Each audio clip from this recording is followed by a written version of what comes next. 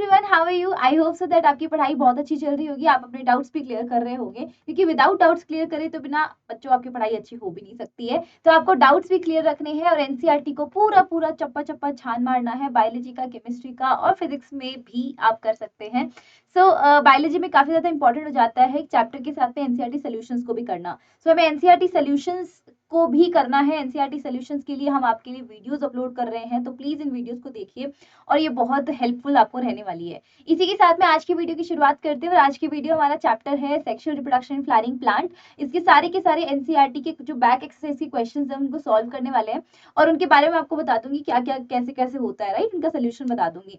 ठीक है, my name is एकता सोनी, मैं आपको यहाँ पे बायो पढ़ाती हूँ इस चैनल के ऊपर, तो आप चैनल को जरूर सब्सक्राइब कर सकते हैं। Let's begin with our video बच्चों। सबसे पहले आप देख सकते हैं यहाँ पर क्वेश्चन नंबर 1 इज से name the part of an angiospermic flower in which development of male and female gametophyte take place.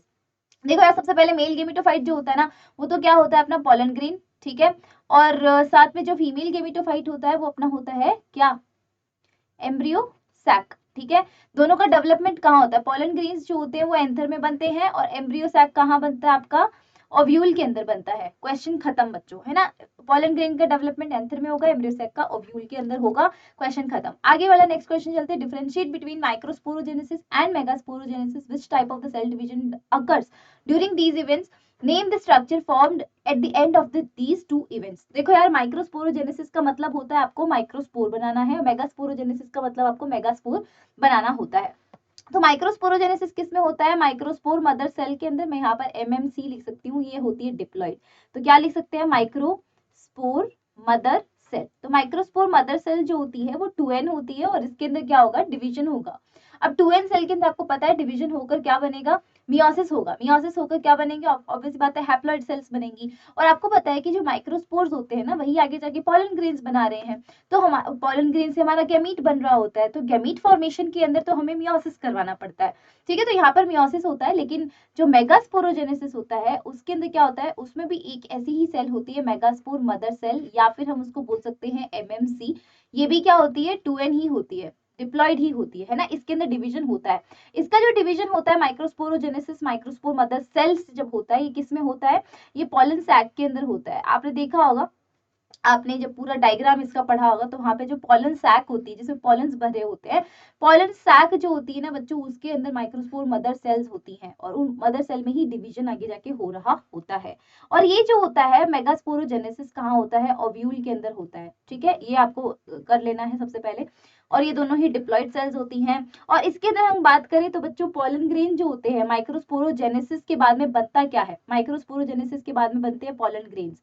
ऐसा नहीं बोल रहे हैं हम कि जो हमारे पॉलन ग्रेन्स हैं, मतलब माइक्रोस्पोरोजेनेसिस से जो हमारे बनते हैं वो सीधे मेल गेमीट्स बन जाते हैं, ऐसा नहीं है। मेल गेमेटोफाइट पॉलन ग्रेन बनता है यहाँ पर, और यहाँ पर एम्ब्रियो सैक बनता है फीमेल गेमेटोफाइट। एम्ब्रियो सैक जो होता है मेगास्पोरोजेनेसिस के बाद में बनता है।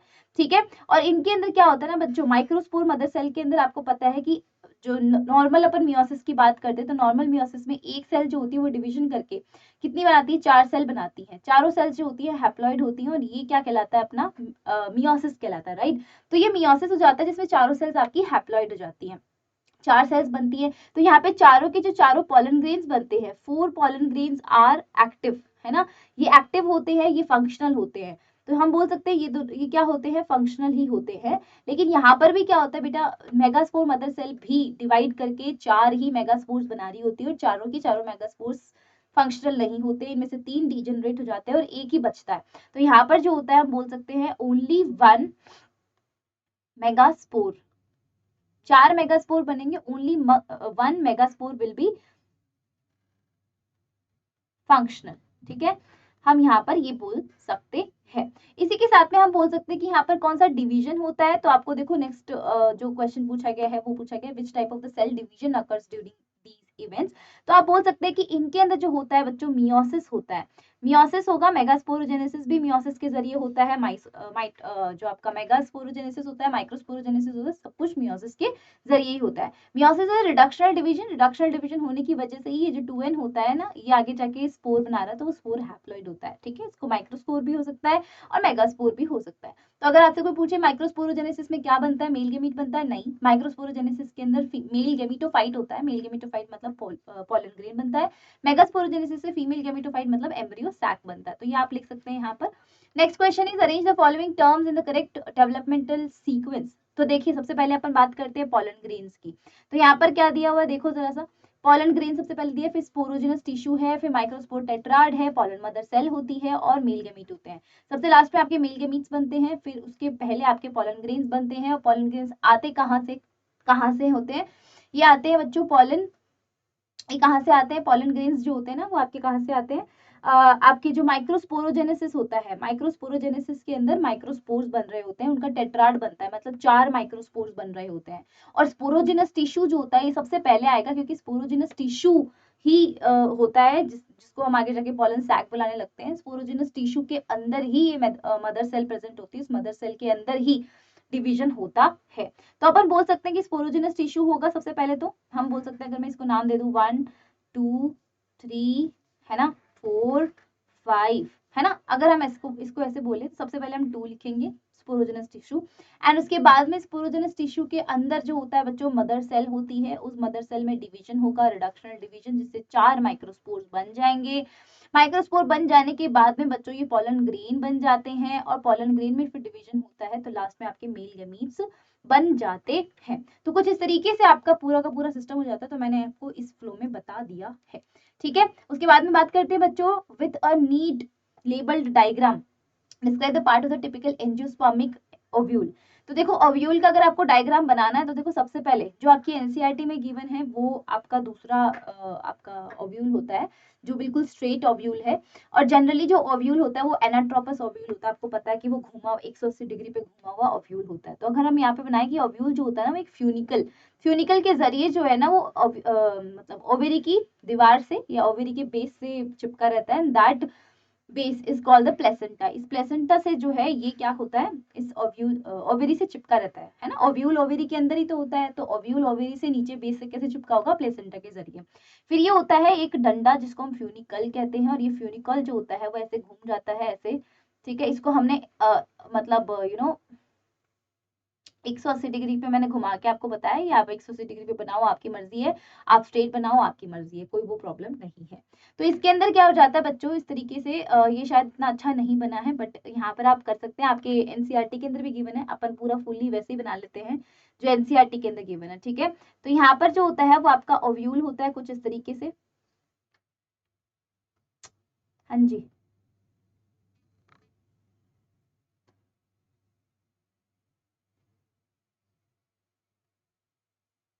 यस बच्चों। सो यहाँ पर ये है आपका ओव्यूल, और ये ओव्यूल जो होता है ना बच्चों इस तरीके से दो इसकी कवरिंग भी होती है, आपको पता है ना, दो कवरिंग होती है इस ओव्यूल की, इंटेगुमेंट्स इसको हम बोल देते हैं। तो हम बोल सकते हैं यहाँ पर कि कुछ कुछ इस तरीके से इसका इंटेगुमेंट होता है, ठीक है। बच्चों बच्चों बच्चों बच्चों, थोड़ा सा मुश्किल है ये डायग्राम, बट प्रैक्टिस से आ जाता है बच्चों, प्रैक्टिस करोगे आपको आ जाएगा, ठीक है। ये देखिए, तो यहाँ पर आप बता सकते हैं ये दो इंटेग्यूमेंट्स प्रेजेंट होते हैं, और यहाँ पर बीचों बीच आपका कौन होता है, एम्ब्रियो सैक होता है। अगर आप एम्ब्रियो सैक को बनाना चाहोगे तो बच्चों एम्ब्रियो सैक जो होता है वो कैसे बनता है आपका, 7 सेल्ड और 8 न्यूक्लिएटेड स्ट्रक्चर होती है। तो 7 सेल्ड 8 न्यूक्लिएटेड स्ट्रक्चर में आपको बताना पड़ता है कि जो एम्ब्रियो सैक होता है ना बच्चों, यहाँ पर इस तरीके से 3 यहाँ पर सेल होती हैं, 3 यहाँ पर सेल होती हैं ना, इस तरीके से आपको बताना पड़ता है। ये वाला हिस्सा जो होता है वो माइक्रोपाइल होता है ना, माइक्रोपाइलर एंड होता है, माइक्रोपाइल हिस्सा होता है, इसको हम डंडी को बोल देते हैं फ्यूनिकल, है ना। ये क्या है, एम्ब्रियो सैक, जो कि क्या होता है, फीमेल गेमिटोफाइट। ये दोनों क्या है, ये आउटर मतलब इनर इंटेग्यूमेंट होता है, ये आउटर इंटेग्यूमेंट होता है, तो हम इनको बोल सकते हैं इंटेग्यूमेंट्स, ठीक है, इसके अंदर प्रेजेंट होते हैं। फिर इसके बाद में बच्चों इसको हम क्या बोल देते हैं, this part is called hilum वाला पार्ट, हाइलम वाला पार्ट, ठीक है, इसको बोल देते हैं। ये चलाजा होता है, चलाजल पोल, ठीक है, चलाजल पोल हो जाता है ये, ठीक है, चलाजल पोल हो जाता है ये, है ना, सिंपल सी बात है। अब इसके अंदर जो भरा हुआ सब्सटेंस होता है, जो न्यूट्रिटिव सब्सटेंस होता है, उसको न्यूसिलस कह देते हैं, है ना, जो एम्ब्रियो सैक के अराउंड पड़ा हुआ रहता है। तो कुछ इस तरीके से आप इसका डायग्राम बना सकते हैं। आप इसकी प्रैक्टिस करेंगे तो आपसे बहुत अच्छा बनने लग जाएगा, मुझसे इतना अच्छा बना नहीं है अभी तक, ठीक है। तो आगे हम बात करते हैं बच्चों, आगे का क्वेश्चन हमारा what is the what is meant by monosporic development of the female gametophyte. तो देखो यार, फीमेल गेमेटोफाइट एम्ब्रियो सैक होता है, और आपको पता है कि जो एम्ब्रियो सैक होता है वो कैसे बन रहा है। अभी हमने किया था मेगास्पोरोजेनेसिस। मेगास्पोरोजेनेसिस के अंदर जो होता है ना, वो मेगास्पोर बनाना पड़ता है। तो मेगास्पोर कहाँ से बनता है, एमएमसी यानी कि मेगास्पोर मदर सेल से। ये 2n होती है, इसमें मियोसिस होता है, मियोसिस होकर 4 मेगास्पोर बन जाते हैं। 4 मेगास्पोर में से तो आपको पता ही है कि 3 जो होते हैं वो डीजनरेट हो जाते हैं। लेट्स सपोज ये 3 जो होते हैं वो डीजनरेट हो गए हैं, बच गया एक हमारे पास में। तो ये जो मेगास्पोर होता है वो क्या हो जाता है, फंक्शनल हो जाता है। तो ये एक ही मेगास्पोर जो होता है, दिस इज द फंक्शनल। और अगर ये फंक्शनल है तो इसके अंदर बच्चों डिवीजन होता है, माइटोसिस होता है इसके अंदर, ठीक है। ये क्योंकि ये हैप्लॉइड है, तो हैप्लॉइड के अंदर कभी भी मियोसिस नहीं हो सकता, और मियोसिस जो मियोसिस नहीं हो सकता, क्या होगा यहाँ पे, माइटोसिस। तो ये इसमें माइटोसिस होगा, माइटोसिस होकर जो होता है बच्चों, इसमें सेल बन जाती हैं कुछ इस तरीके से। तो यहाँ पर एक जो होता है आपका एग सेल रह जाता है, दोनों आपकी सिनर्जिड सेल्स रह जाती हैं, है ना, इस तरीके से आपकी 3 जो होती है वो एंटीपोडल सेल्स रह जाती हैं। फिर बीच में जो होते हैं वो 2 न्यूक्लियस आ जाते हैं, दोनों न्यूक्लियस जो होते हैं पोलर न्यूक्लियाई कहला देते हैं। तो कुछ इस तरीके से आपका पूरा का पूरा एम्ब्रियो सैक बन जाता है। और एम्ब्रियो सैक क्योंकि एक ही स्पोर से बना है, बाकी के 3 जो थे वो तो क्या हो गए थे, डीजनरेट हो गए थे, बच गया था खाली एक। तो एक ही स्पोर से बना, दैट मींस की मोनोस्पोरिक डेवलपमेंट हो गया है फीमेल गेमेटोफाइट का। आगे करते हैं, with a neat diagram explain the cell 7 cell and 8 nucleated structure of the female gametophyte. तो देखो यार, सबसे पहले अपन बना लेते हैं, फीमेल गेमेटोफाइट का मतलब है एम्ब्रियो सैक की बात करी जा रही है। एम्ब्रियो सैक का डायग्राम अगर मैं बनाऊं तो देखो बच्चों, ध्यान दीजिएगा यहाँ पे, हाँ जी, ये देखेंगे, ये एम्ब्रियो सैक है। एम्ब्रियो सैक में बच्चों 3 सेल्स तो यहाँ होती हैं, यहाँ पे मैं ऐसे बना देती हूँ, ठीक है। बीच वाली एग सेल है, और ये दोनों बाकी की साइड वाली सिनर्जिड सेल्स होती है, जिनको इनमें फिलीफॉर्म एपरेटस लगा हुआ होता है, तो हम उसके हिसाब से भी इसको बोल देते हैं फिलीफॉर्म एपरेटस, ठीक है। और 3 जो होती है वो इसके अपोजिट एंड के ऊपर लगी हुई होती हैं, और तीनों ही सेल्स जो होती हैं वो क्या कहलाती हैं, एंटीपोडल सेल कहलाती हैं, एंटीपोडल सेल्स कहलाती हैं।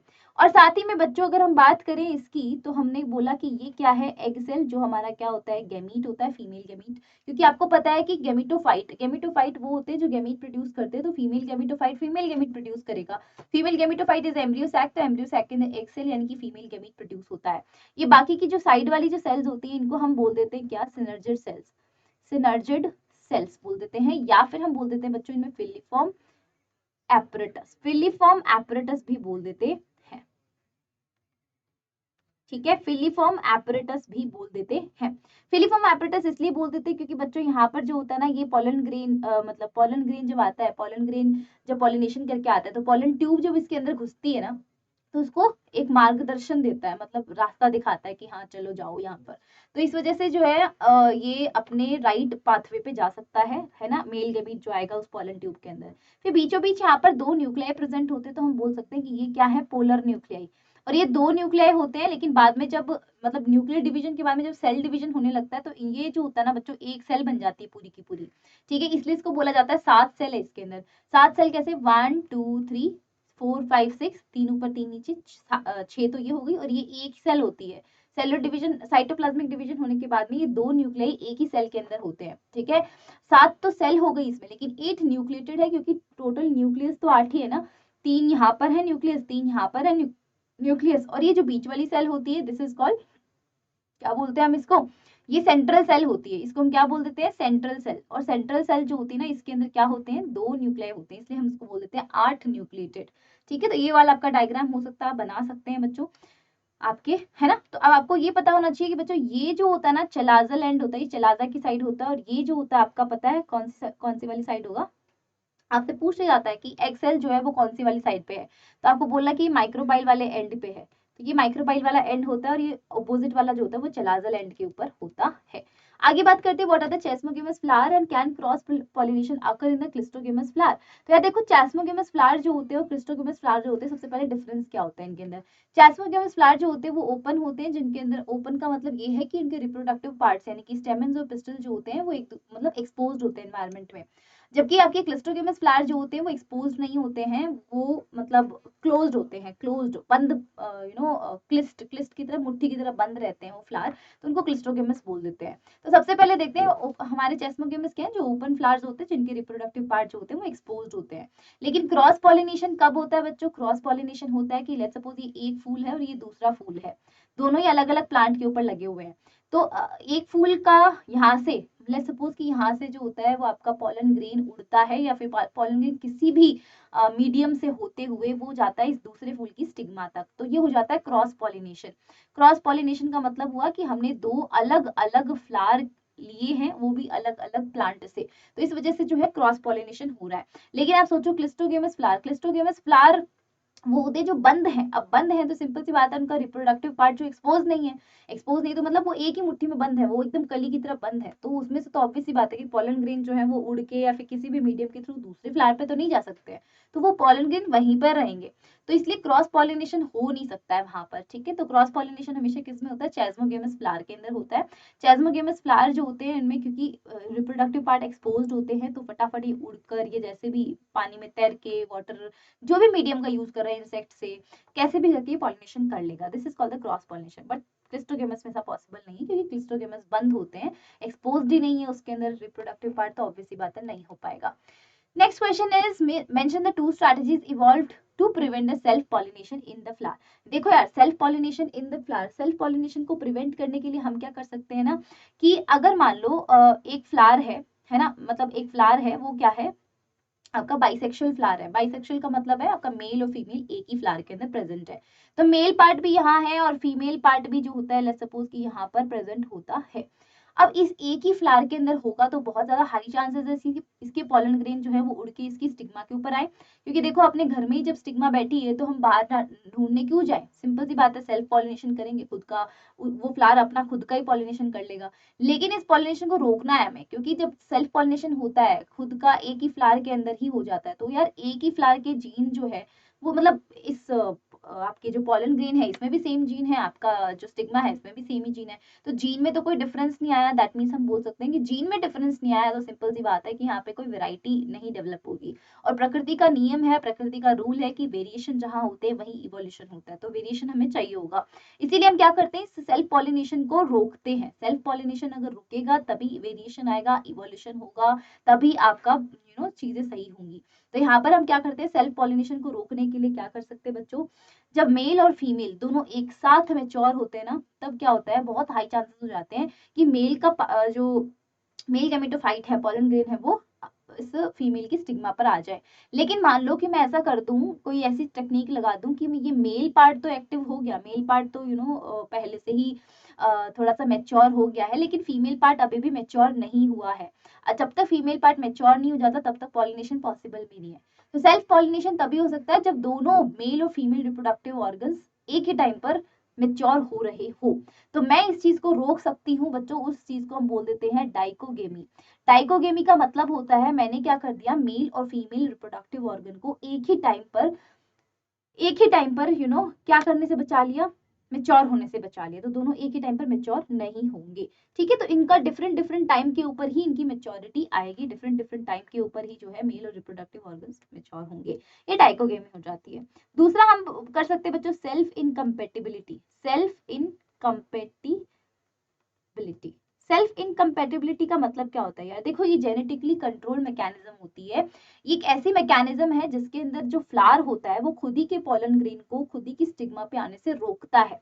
तो सेल्फ इनकम्पेटिबिलिटी हम इसको बोलते हैं, जहां पर स्टिग्मा जो होती है ना, वो उसके ऊपर पॉलन ग्रेन जो है वो आके ग्रो नहीं कर पाता। पॉलन ग्रेन आ जरूर जाएगा, पॉलिनेशन जरूर हो जाएगा, बट पॉलन ट्यूब नहीं बनेगी, और पॉलन ट्यूब नहीं बनेगी तो ऑब्वियस सी बात है कि कैसे ही आगे जाके मेल गेमीट पहुंचेगा, तो सेल्फ पॉलिनेशन नहीं हो पाएगा। सिंपल सी बात है, यहाँ पर सेल्फ इनकम्पेटिबिलिटी हो जाएगी, तो एक स्टिग्मा के ऊपर, सेम फ्लावर के स्टिग्मा पर सेम फ्लावर का पॉलन ग्रेन आकर ग्रो नहीं कर सकता है। This is called self incompatibility. तो हम दो चीजें करके हम इस चीज से बच सकते हैं, सेल्फ पॉलिनेशन से बच सकते हैं। आगे का क्वेश्चन देखते हैं बच्चों, what is the self incompatibility and why does the self pollination not lead to seed formation the self incompatible species. देखो यार, सेल्फ इनकम्पेटिबिलिटी सबसे पहले क्या होती है। सेल्फ इनकम्पेटिबिलिटी मैंने आपको ऑलरेडी बता दिया है कि ये सेल्फ पॉलिनेशन को रोकती है और किसको प्रमोट करती है, क्रॉस पॉलिनेशन को प्रमोट करती है, क्योंकि ये अपने ही जो पॉलन ग्रेन्स होते हैं उनको अपने सेम ही फ्लावर के स्टिग्मा के ऊपर ग्रो नहीं करने देगी, और अगर ग्रो नहीं करेंगे तो सिंपल सी बात है पॉलिनेशन रुक गया, मतलब अपने ही फ्लावर के पॉलन ग्रेन को अपने ही फ्लावर के स्टिग्मा पर नहीं इसमें ग्रो नहीं करने देगी, तो सिंपल सी बात है सेल्फ पॉलिनेशन रुक गया। सेल्फ पॉलिनेशन नहीं होगा तो क्या होगा, क्रॉस पॉलिनेशन, तुम नहीं तो कोई और सही, सिंपल सी बात है। तो वहां पर पॉलिनेशन होगा, वो क्रॉस पॉलिनेशन हो जाता है। तो अभी क्रॉस पॉलिनेशन जो होता है बच्चों, क्या why does the self pollination not lead to the seed formation. तो देखो यार, सेल्फ पॉलिनेशन जब भी होता है वहां पर सीड फॉर्मेशन के चांसेस नहीं होते हैं, क्योंकि आपके जो पॉलन ग्रेन होते हैं वहां पर सेल्फ पॉलिनेशन जब भी होता है बच्चों, तो आपके सेल्फ इनकम्पैटिबल स्पीसीज कौन सी होती हैं, वो ऐसी स्पीसीज होती हैं जो अपने ही पॉलन ग्रेन को अपनी ही स्टिग्मा के ऊपर नहीं ग्रो करने देती, वो सेल्फ इनकम्पैटिबल स्पीसीज होती हैं।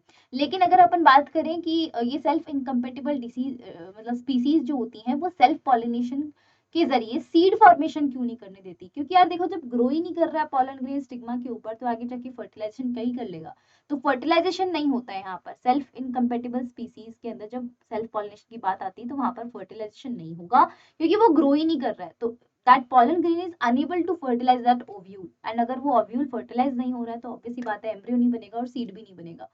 दैट इज वाई हम बोल सकते हैं कि ये इस तरीके से हो जाएगा। Next question is what is the bagging technique and how it is useful in a plant breeding program. देखो यार, बैगिंग टेक्निक क्या होती है बैगिंग टेक्निक का मतलब ये होता है कि अगर मैं चाहती हूँ कि मेरे फ्लावर के अंदर जो स्टिग्मा है उस स्टिग्मा के ऊपर हर कोई सा आके पॉलन ग्रेन ना गिरे, मतलब मैं जो चाहती हूँ डिजायर्ड पॉलन ग्रेन जो चाहती हूँ वही लाकर मैं उस पर लगाऊं, क्योंकि आपको पता है यार देखो, पॉलिनेशन के बाद में जब पूरा एंड होता है पॉलिनेशन का तो प्रोडक्ट क्या बनता है, सीड बनता है, राइट। तो सीड मुझे बनाना है, सीड जब अच्छे बनेंगे, अच्छी क्वालिटी के बनाएंगे तो मेरे पास में प्लांट्स भी अच्छे बनेंगे, सिंपल सी बात है ना। तो प्लांट ब्रीडिंग हो जाती है। तो प्लांट ब्रीडिंग में लोग ऐसा करते हैं कि वो सोचते हैं कि यार ये जो नेचुरल टेक्निक है प्लांट्स की, जिसके अंदर अपने पॉलन ग्रेन्स जो होते हैं वो स्टिग्मा के ऊपर आके गिर रहे हैं और पॉलिनेशन हो रहा है, क्यों ना इस चीज का फायदा उठाया जाए। तो वो क्या करते हैं ना कि हर कोई सा पॉलन ग्रेन आके गिरे, उससे बेटर है कि वो अपने आप से लाके पॉलन ग्रेन गिराते हैं, और वही पॉलन ग्रेन गिराते हैं जिसकी जरूरत है, जिसको गिराने से उन दोनों के बीच में जो फर्टिलाइजेशन होगा, जो भी प्रोडक्ट बनेगा वो हमारे लिए यूजफुल है। तो बैगिंग टेक्निक का मतलब यही होता है बच्चों। यहाँ पर क्या कर दिया जाता है, ये स्टिग्मा को फर्टिलाइज होने से बचाया जाता है, किसी भी फालतू के इधर उधर पॉलन ग्रेन से स्टिग्मा को फर्टिलाइज होने से बचाया जाता है। तो यहाँ पर क्या किया जाता है ना, अपन मतलब ये जो फ्लावर होता है इमैस्कुलेटेड फ्लावर का मतलब होता है कि लेट्स सपोज एक बाइसेक्सुअल फ्लावर है। बाइसेक्सुअल फ्लावर का मतलब है यहाँ पर मेल और फीमेल दोनों है, तो ये मेल पार्ट हो गया और यहाँ पर ये हो गया आपका फीमेल पार्ट, ठीक है, इस तरीके से है। बड़ा ही घटिया बन गया भाई, ठीक है। मेल और फीमेल दो पार्ट होते हैं एक फ्लावर के अंदर, इस तरीके से। तो मैंने क्या किया ना, बहुत ज्यादा चांसेस हो सकते हैं कि ये वाला स्टिग्मा मतलब ये वाला पॉलन ग्रेन अपना इस स्टिग्मा के ऊपर मतलब अपनी पॉलन ग्रेन लगा दे और पॉलिनेशन हो जाए।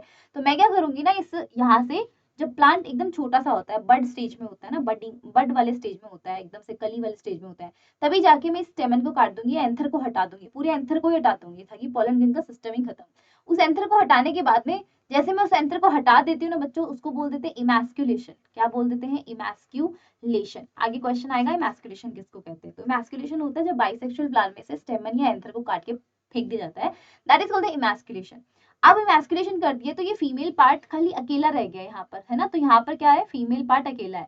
तो मेरे पास चांसेस है कि इस फीमेल पार्ट की जो स्टिग्मा है इसके ऊपर जो भी आके पॉलन ग्रेन गिरेगा वो पॉलन ग्रेन मेरी इच्छा का हो, मैं जो चाहती हूँ वही पॉलन ग्रेन आके गिरे, डिजायर्ड पॉलन ग्रेन गिरे। तो मैं क्या करती हूँ ना बच्चों, जब तक मैं अपना पॉलन ग्रेन लाऊं, मेरे पीछे से ऐसा नहीं हो जाए कि भाई मैंने एक तो उस एंथर को काट के फेंका था ताकि उस पर कोई पॉलन ग्रेन गिर ना जाए, मैं अपना पॉलन ग्रेन गिराने लगी, इतने में कोई और पॉलन ग्रेन आके इसको फर्टिलाइज कर गया, पॉलिनेशन कर गया। तो उस चीज से बचने के लिए ना यहाँ पे एक बटर पेपर की कवरिंग लगाई जाती है। बटर पेपर की कवरिंग लगा देने से क्या होता है ना कि ये कवर्ड हो जाता है। अब स्टिग्मा कवर हो गया तो ऑब्वियसली बात है कि कोई और नहीं आ पाएगा। जब हमारे पास में हमारे डिजायर्ड पॉलन ग्रेन आ जाएंगे तो हम उस बटर पेपर को उठाएंगे और उस पॉलन ग्रेन उसमें डाल देंगे, और जैसे ही ये पॉलन ग्रेन डाल देंगे तो इसको बोलते हैं बैगिंग टेक्निक। बैगिंग टेक्निक के अंदर बैग, पॉली बैग से हमने इसको ढक दिया है, तो that is a bagging technique. इसको, ये प्लांट ब्रीडिंग में बहुत यूजफुल है क्योंकि इससे हम हमारे डिजायर्ड प्लांट को, जो हमारे डिजायर्ड प्लांट्स होते हैं, हम उनको क्या कर सकते हैं, डिजायर्ड प्लांट बना सकते हैं, मतलब डिजायर्ड प्लांट को मतलब डिजायर्ड पॉलन ग्रेन से हम हमारे फ्लावर को फर्टिलाइज करवा सकते हैं और डिजायर्ड प्लांट्स ले सकते हैं, डिजायर्ड सीड्स ले सकते हैं। तो इस तरीके की हमारे पास में प्लांट ब्रीडिंग में काफी हेल्पफुल हो जाता है। Next question is what is triple fusion? Triple fusion where and how does it take place and name the nuclei involved in the triple fusion. Triple fusion क्या होता है? देखो यार, ये आपके पास में जो ओव्यूल होता है, मैं यहाँ पर एक ओव्यूल बनाती हूँ, लेट्स सपोज ये ओव्यूल है। इस ओव्यूल के अंदर जो होता है एम्ब्रियो सैक होता है, आपको पता है ना, इस तरीके से एंटीपोडल सेल होती है और ये माइक्रोपाइलर एंड होता है। अभी तो मैंने फिर भी अच्छे से ओव्यूल नहीं बनाया, जस्ट आपको समझाने के लिए बना रही हूँ। यहाँ पर एग है आपका, और ये आपके पास में फिलीफॉर्म एपरेटस मतलब सिनर्जिड सेल्स होती हैं।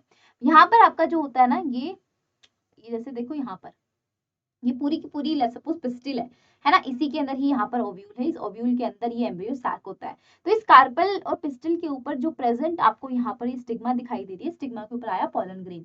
ये पॉलन ग्रेन जैसे ही आता है तो यहाँ पे ग्रो करता है, और ग्रो करते करते ये क्या बना देता है, अपनी पॉलन ट्यूब बनाता है। तो यहाँ पर एंट्री मारता है, और एंट्री मारता है ये बिल्कुल यहाँ पे माइक्रोपाइलर एंड से। हालांकि ये एंट्री और जगहों से भी मार सकता है, बट जो कॉमन एंट्री दिखाई जाती है एनसीईआरटी में वो माइक्रोपाइल वाली एंड की होती है। तो ये पॉलन ट्यूब बनती है। इस पॉलन ट्यूब के अंदर पता है कौन रहता है? इस पॉलन ट्यूब में ना 2 मेल गैमीट्स प्रेजेंट रहते हैं, 2 मेल गैमीट्स, ठीक है। 2 मेल गैमीट्स बनाए जाते हैं, और एक जर्म सेल एक वेजिटेटिव सेल प्रेजेंट होती है, आपकी एक जर्म सेल होती है। तो जर्म सेल डिवीजन करके 2 मेल गैमीट बनाती है, और वेजिटेटिव सेल ऑलरेडी वैसी की वैसी है। तो ये आपके पास में जर्म मेल गैमीट आते हैं। तो होता क्या है, जैसे ये इसमें एंट्री करता है तो ये एक मेल गैमीट जो होता है वो इस एग सेल के साथ फ्यूज होगा। ऑब्वियस ही बात है, ये इसके साथ ही तो फ्यूज होने आया था ना, मेल गैमीट फीमेल गैमीट के साथ फ्यूज होने आया था, तो मेल गैमीट इसके साथ आके फ्यूज हो जाता है। और दूसरा मेल गैमीट जो होता है ना बच्चों, ये यहाँ पर जाके जो बीच में पोलर न्यूक्लियाई प्रेजेंट होते हैं या सेंट्रल सेल जो प्रेजेंट होती है उससे जाके फ्यूज हो जाता है। तो हम बोल सकते हैं कि यहाँ पर 2 फर्टिलाइजेशन होते हैं। 2 फर्टिलाइजेशन का मतलब हो गया कि यहाँ पर एक तो बनता है जाइगोट, जाइगोट बन जाता है, क्योंकि यहाँ पर एग सेल जो होती है ना बच्चों, वो क्या हो जाती है, फर्टिलाइज हो जाती है, किसके साथ में, मेल गैमीट के साथ में। तो यहाँ पर जाइगोट बन गया। एक होता है हमारे पास में प्राइमरी एंडोस्पर्म न्यूक्लियस बनता है। प्राइमरी एंडोस्पर्म न्यूक्लियस को हम क्या बोलते हैं, कि जब हमारा मेल गैमीट जो होता है ना, मेल गैमीट तो दूसरा मेल गैमीट है, वो दूसरा मेल गैमीट जो होता है वो 2 पोलर न्यूक्लियाई के साथ में फ्यूज हो जाता है। अब आपको पता है 2 पोलर न्यूक्लियाई n+n है ना, दोनों एन 2 न्यूक्लियाई है, तो ऑब्वियस बात है दोनों न्यूक्लियाई हैप्लॉइड स्ट्रक्चर ही है। मेल गैमीट भी हैप्लॉइड होता है। तो ये 3 सेल्स, या फिर हम 3 सेल्स तो नहीं बोल सकते, बट 3 न्यूक्लियस जब आपस में जाके फ्यूज हो जाते हैं तो इसको हम बोल देते हैं ट्रिपल फ्यूजन। क्या बोल देते हैं? Triple fusion. तो ये होता है ट्रिपल फ्यूजन, और ये होता है जस्ट फर्टिलाइजेशन। तो इसको डबल फर्टिलाइजेशन कंडीशन बोल देते हैं, बट ट्रिपल फ्यूजन यही होता है जिसमें आपके पोलर न्यूक्लियाई के साथ में मेल गैमीट जाके फ्यूज हो जाता है, इसको हम ट्रिपल फ्यूजन कहते हैं। सिंपल सी बात है। तो यहाँ पर ट्रिपल फ्यूजन में कौन कौन इन्वॉल्व हो रहा है? 2 मेल गैमीट, एक मेल गैमीट होता है और 2 पोलर न्यूक्लियाई इन्वॉल्व हो रहे होते हैं। तो आप बता सकते हैं ना कौन कौन सी चीजें हैं, कहाँ पे ये ट्रिपल फ्यूजन हो रहा है? आपको पता है कि ये ट्रिपल फ्यूजन कहाँ हो रहा है? एंडोस्पर्म एम्ब्रियो सैक के अंदर, ठीक है। तो एम्ब्रियो सैक जो होता है वो हमारा फीमेल गेमिटोफाइट होता है, यहाँ पर आपका ट्रिपल फ्यूजन हो रहा होता है, ठीक है। ये क्वेश्चन का आंसर ये हो गया। Next question is why do you think the zygote is dominant for the some time in the fertilized ovule? Fertilized ovule का मतलब क्या है? सबसे पहले देखो, ये है आपकी कार्पल या पिस्टल। इस कार्पल या पिस्टल के अंदर क्या होते हैं? ओव्यूल्स होते हैं। तो ये है आपका ओव्यूल। इस ओव्यूल के अंदर कौन प्रेजेंट होता है? ओव्यूल के अंदर प्रेजेंट है आपका एम्ब्रियो सैक। ये एम्ब्रियो सैक में आपकी एग सेल प्रेजेंट होती है। अब आके आपका जो पॉलन ग्रेन होता है वो पॉलन ग्रेन इस एग सेल के साथ में फ्यूज होगा। तो हम बोल सकते हैं कि जो पॉलन ग्रेन होता है, पॉलन ग्रेन पॉलन ट्यूब बनाता है और मेल गैमीट बनाता है उसके अंदर, राइट। तो मेल गैमीट आएगा, और मेल गैमीट किसके साथ फ्यूज होगा? मेल गैमीट जो होता है वो फ्यूज होता है आपका एग सेल के साथ में। तो यहाँ पर बन जाता है जाइगोट। और अभी भी मैंने ट्रिपल फ्यूजन में बताया कि जो दूसरा मेल गैमीट आता है वो किसके साथ में फ्यूज होता है बच्चों? दूसरा मेल गैमीट जो आता है वो दूसरा मेल गैमीट जो आता है वो पोलर न्यूक्लियस के साथ में फ्यूज होता है। तो जब ये हो जाता है बच्चों, प्राइमरी एंडोस्पर्म न्यूक्लियस बन जाता है। अब आपको पता है ये जाइगोट जो है बच्चों आगे जाके क्या बनाएगा? एम्ब्रियो। और एम्ब्रियो जो होता है ना, इसको डेवलप होने के लिए न्यूट्रिशन की रिक्वायरमेंट है। विदाउट न्यूट्रिशन ये डेवलप नहीं हो सकता। तो इसको न्यूट्रिशन देने के लिए जो आपकी प्राइमरी एंडोस्पर्म न्यूक्लियस है ना, ये एंडोस्पर्म बन जाता है। एंडोस्पर्म जो होता है वो एक न्यूट्रिटिव सब्सटेंस है, या आप बोल सकते हैं न्यूट्रिशन देने वाला टिश्यू है, जो एम्ब्रियो को न्यूट्रिशन देगा थ्रू आउट दी उसका लाइफ स्पैन, जब तक वो रहेगा एम्ब्रियो, है ना, जब सीड भी वो मतलब बन जाएगा अच्छे से, तो एंडोस्पर्म जो होता है इसको न्यूट्रिशन देता है ताकि ये डेवलप हो सके। तो इसको न्यूट्रिशन देगा एंडोस्पर्म। सिंपल सी बात है कि न्यूट्रिशन जो चीज देती है उसको पहले डेवलप होना पड़ेगा, तभी बाद में आप जाइगोट लेके आओ। सिंपल सी बात है कि तुम बच्चा प्लान कर रहे हो, लेट्स सपोज एक कपल है जो बच्चा प्लान कर रहा है, बच्चा तो देखो यार प्लान कर लो, कोई वो प्रॉब्लम नहीं है, बट बच्चे को पालने के लिए तुम्हें एकदम स्टेबल चीज तो चाहिए होगी ना, कि हाँ उसके लिए तुमने इनफ एक्सपेंसेस वगैरह सब सोच रखे हैं कि कैसे है, वो सारी प्लानिंग तुम्हें करनी पड़ती है ना पहले, फिर ही तो तुम बच्चा पैदा करोगे। ऐसा थोड़ा ना बच्चा पैदा करके छोड़ दिया, बच्चे की पालन पोषण तुमसे हो नहीं रहा है, उसको खाना भी नहीं मिल रहा है, उसको न्यूट्रिशन नहीं मिल रहा है ना, वो बीमारी से जूझ रहा है, ऐसा तो कर नहीं सकते हैं। तो वही बात है कि यहाँ पर भी हमें ऐसे ही करना पड़ता है कि एम्ब्रियो जो है ना, ये जाइगोट जो है ना हमारा बच्चा है, इसको न्यूट्रिशन देने के लिए पहले हमें न्यूट्रिटिव टिश्यू तैयार करना पड़ेगा। तो ये एंडोस्पर्म तैयार करेंगे, और जब तक एंडोस्पर्म तैयार होता है तब तक ये जाइगोट डोरमेंट स्टेज में रहता है। डोरमेंट स्टेज का मतलब है एक्टिव नहीं रहता, एम्ब्रियो नहीं बनता, ठीक है। और जैसे ही एंडोस्पर्म रेडी हो जाता है तब ये जाइगोट एम्ब्रियो में कन्वर्ट होता है, ताकि वो एंडोस्पर्म ऑलरेडी है तो एम्ब्रियो आएगा और उससे न्यूट्रिशन ले लेगा, कुछ इस तरीके से, ठीक है बच्चों। तो यहाँ पर है आपका इस तरीके से क्वेश्चन, ठीक है। अब देखो यार, आपको डिफरेंशिएट करना हाइपोकोटाइल और एपोकोटाइल के अंदर, है ना। नेक्स्ट क्वेश्चन, हाइपोकोटाइल और एपिकोटाइल का क्या होता है। जैसे कि आप एक सीड देखते हैं, उसमें एम्ब्रियो देखते हैं ना, एम्ब्रियो के अंदर एम्ब्रियोनल एक्सिस होती है। तो एम्ब्रियोनल एक्सिस में एक साइड में आपके पास में ये एक कॉटलेडन होता है, ये कॉटलेडन होता है, राइट, है ना। तो इसमें ऊपर की साइड में जो होता है ना बच्चों, ये वाला पार्ट जो इनके ऊपर है, ये वाला पार्ट जो होता है, this part is called epicotyl, ठीक है। और ये क्या कहलाता है, हाइपोकोटाइल। और आपको पता है कि ये जो एपिकोटाइल होता है और हाइपोकोटाइल होता है ना, इस हाइपोकोटाइल के अंदर नीचे जो होता है रेडिकल आता है, और एपिकोटाइल में ऊपर की साइड क्या आता है, प्लूम्यूल आता है। तो प्लूम्यूल से शूट पार्ट डेवलप होगा, और हाइपोकोटाइल में जो रेडिकल होता है उससे रूट पार्ट डेवलप होगा। तो ये सारी चीजें हमें पता होता है, ये डिफरेंशिएट आप ऐसे कर सकते हो इसके बीच में। Next question is, next differentiation है कॉलियोप्टाइल और कॉलियोराइजा। तो ये आपको पता है कॉलियोप्टाइल कॉलियोराइजा कहाँ पे मिलता है, मोनोकॉट सीड्स के अंदर मिलता है। तो मोनोकॉट सीड्स जब आप देखते हैं तो आपको कॉलियोप्टाइल और कॉलियोराइजा दिखता है। कॉलियोप्टाइल क्या होता है, जो आपका प्लूम्यूल होता है, उस प्लूम्यूल के ऊपर की कवरिंग को हम कॉलियोप्टाइल कहते हैं, और रेडिकल के ऊपर की कवरिंग को कॉलियोराइजा कहते हैं, ठीक है। तो ये प्रोटेक्टिव कवरिंग होती है, आपको बतानी पड़ती है ना। उसके बाद में इंटेगुमेंट एंड टेस्टा के बारे में बताएंगे। तो देखो यार, इंटेगुमेंट जो होता है ना, वो क्या होता है, आपका जो ओव्यूल होता है, ओव्यूल जैसे हमने इसकी स्ट्रक्चर बनाई थी एनाटोपस ओव्यूल की, तो ओव्यूल के बाहर जो होते हैं वो 2 इंटेगुमेंट्स होते हैं, उनकी कवरिंग होती है, प्रोटेक्टिव कवरिंग है। तो ओव्यूल के बाहर जो प्रेजेंट होते हैं कवरिंग, दैट इज इंटेगुमेंट। पर टेस्टा की बात करें तो टेस्टा जो होता है वो सीड के बाहर की कवरिंग होती है। जब सीड के बाहर जो होता है ना बच्चों, वो कवरिंग होती है, वो टेस्टा होती है। ओव्यूल के बाहर की जो कवरिंग इंटेगुमेंट्स होते हैं, इंटेगुमेंट्स हमेशा और हमेशा जो होते हैं वो लिविंग होते हैं, और सीड के बाहर की जो कवरिंग टेस्टा जो होती है वो डेड होती है बच्चों, डेड, ठीक है। तो ये बात आपको थोड़ी सी ध्यान रखनी है।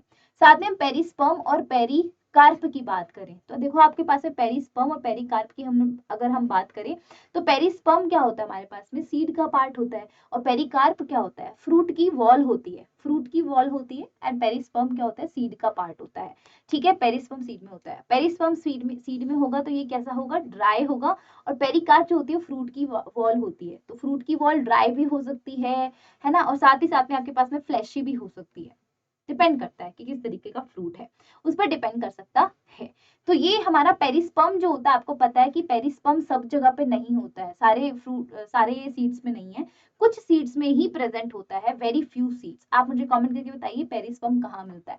तो पेरिस्पर्म ना कुछ कुछ में रह जाता है, सब में नहीं रहता है। तो ये हो जाता है आपका ये वाला पार्ट, ठीक है, सीड में प्रेजेंट होता है। उसके बाद में आपको पेरिकार्प बता ही दिया मैंने, है ना, ये डिफरेंस हो गया। नेक्स्ट क्वेश्चन की बात करें, why apple is called as a false fruit.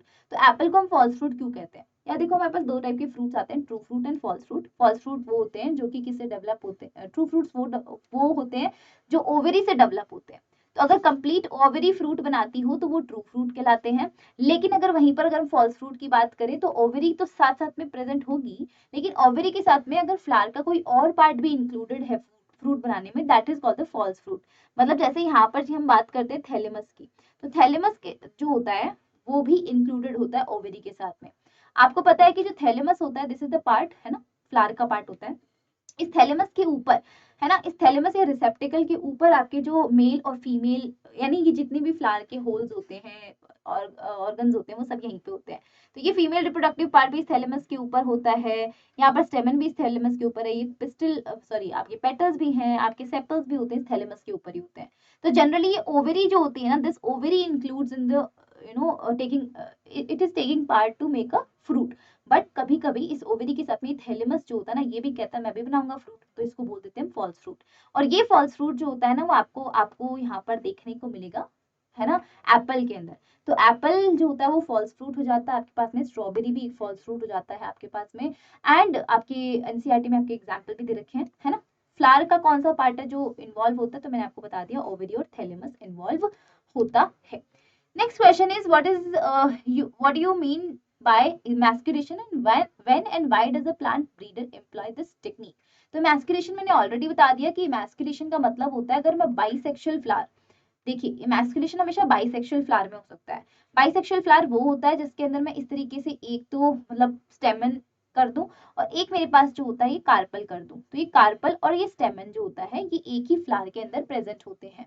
मैं चाहती हूँ कि इस स्टेमन से जो निकला हुआ पॉलन ग्रेन है वो आके इस पे पिस्टल स्टिग्मा के ऊपर आके पॉलिनेशन ना करे, क्योंकि मैं चाहती हूँ कि मैं डिजायर्ड पॉलन ग्रेन को लाऊं और ताकि आगे जाके मेरा डिजायर्ड सीड बने, जो मैं चाहती हूँ, जो कैरेक्टर्स वाला सीड मैं चाहती हूँ वही सीड मैं फॉर्मेशन करना चाहती हूँ। तो मैं नहीं चाहती कि यहाँ पर इसका पॉलन ग्रेन आके इसके ऊपर गिरे। तो मैं क्या करती हूँ ना, इस बाइसेक्सुअल फ्लावर में जो जब फ्लावर बड स्टेज पे होता है, छोटा फ्लावर होता है, बंद होता है, उसी टाइम पर मैं इस पूरे के पूरे स्टेमन को काट के फेंक देती हूँ। This is called the emasculation technique, है ना। और हम क्यों कर रहे हैं, ताकि हम हमारी डिजायर्ड प्लांट को या डिजायर्ड सीड को हम क्या कर सके डेवलप कर सके। और ये कब होता है आपको पता ही है, ये कब होगा बच्चों, ये कब होता है बड स्टेज में। जब प्लांट एक बड स्टेज में होता है ना, तब हमारे पास में हो जाता है ये वाला पार्ट। जैसे ही हम मैस्कुलेशन कर देते हैं वैसे ही हम इसके बाद में इसको बैग से ढक देते हैं, पॉलन ग्रेन मतलब हमारी पिस्टल को, ताकि कोई और आके ना गिर जाए इसके ऊपर। तो हमने सबसे पहले मैस्कुलेशन किया, फिर उसके बाद बैगिंग कर दी। ठीक है, next question, if one can induce the parthenocarpy through the application of growth substance, which fruit would you select to induce the parthenocarpy and why? देखो यार, पार्थेनोकार्पी जो होती है ना, कभी भी उसके अंदर पार्थेनोकार्पी एक ऐसा मेथड होता है जहां पर हम फ्रूट का फॉर्मेशन कर रहे होते हैं लेकिन विदाउट फर्टिलाइजेशन। वहां पर हम कोई भी फर्टिलाइजेशन को इंक्लूड नहीं कर रहे हैं। तो विदाउट फर्टिलाइजेशन हम जब भी फ्रूट का फॉर्मेशन करते हैं, that is called the parthenocarpy. तो यहाँ पर पार्थेनोकार्पी में जब भी विदाउट फर्टिलाइजेशन होगा, तो फर्टिलाइजेशन ही नहीं हो रहा है तो सीड का फॉर्मेशन कैसे होगा, सीड नहीं बनेगा। तो ऐसे फ्रूट जैसे कि बनाना होता है, उसमें कोई सीड नहीं होता, ऐसे फ्रूट जो विदाउट सीड के होते हैं ना, वो हमारे होते हैं पार्थेनोकार्पी। तो आप कौन से ऐसे फ्रूट हैं जिसकी तमन्ना करते हो कि भाई यार इस फ्रूट में काश बीज नहीं होते? तो मेरे को ना यार गर्मियों में पर्सनली बहुत पसंद है वाटरमेलन। वाटरमेलन बस मेरे को ऐसे है कि कोई बढ़िया से इसको सर्व करके दे दे, काट के बढ़िया से प्लेट में सर्व करके दे दे मुझे, उसकी से सारे बीज निकाल के, मुझे बड़ा मजा आता है। तो ऑब्वियस सी बात है, बीज निकालने वाली मेहनत लगती है वाटरमेलन के ऊपर। तो ये वाटरमेलन जो होता है ना, इसमें से अगर हम बीज निकाल दें हमेशा के लिए तो बहुत मजा आ जाए। तो हम पार्थेनोकार्पी इसमें करवा सकते हैं अगर हम ग्रोथ सब्सटेंसेस की हेल्प से पार्थेनोकार्पी करवाएं। मतलब नेचुरली पार्थेनोकार्पी नहीं, लैबोरेटरीज में पार्थेनोकार्पी करवाएं, तो हम वाटरमेलन को चूज कर सकते हैं।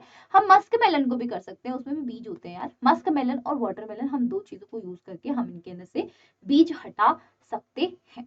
ठीक है, तो ये जो चीज होती है वो आपके पास में हो जाती है पार्थेनोकार्पी। ठीक है, ये हो जाता है पार्थेनोकार्पी और यहाँ पर हम इसमें कर सकते हैं।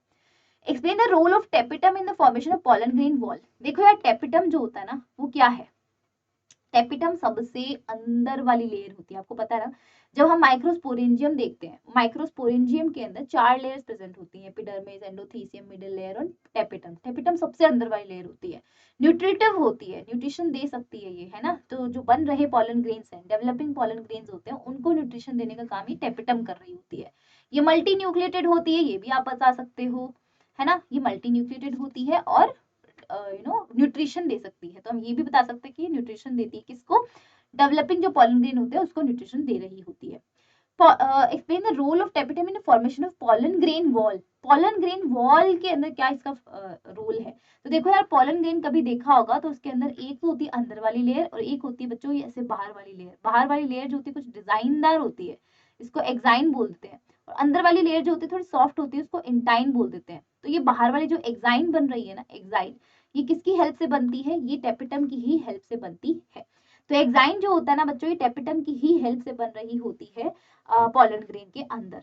ठीक है, तो ये इसका रोल हो जाता है टेपिटम का। ठीक है, आगे बात करते हैं what is apomixis and what is its importance. तो एपोमिक्सिस क्या होता है? एपोमिक्सिस का मतलब है बच्चों सीड बनाना, सीड बनाना, लेकिन बच्चों विदाउट हम फर्टिलाइजेशन अगर सीड बना रहे हैं तो देखो पार्थेनोकार्पी इज सीड फॉर्मेशन ही नहीं होता वहां पे क्योंकि फर्टिलाइजेशन ही नहीं हो रहा है ना, और सीड भी नहीं बनता। लेकिन यहाँ पर फर्टिलाइजेशन नहीं करवा के भी सीड बनवा रहे हैं, सीड बनवा रहे, तो एपोमिक्सिस होता है सीड का फॉर्मेशन विदाउट फर्टिलाइजेशन। ठीक है, तो यहाँ पर हमने विदाउट अकरेंस ऑफ फर्टिलाइजेशन हमने क्या करा है, यहाँ पर सिनगेमी के बिना ही सीड का फॉर्मेशन किया है।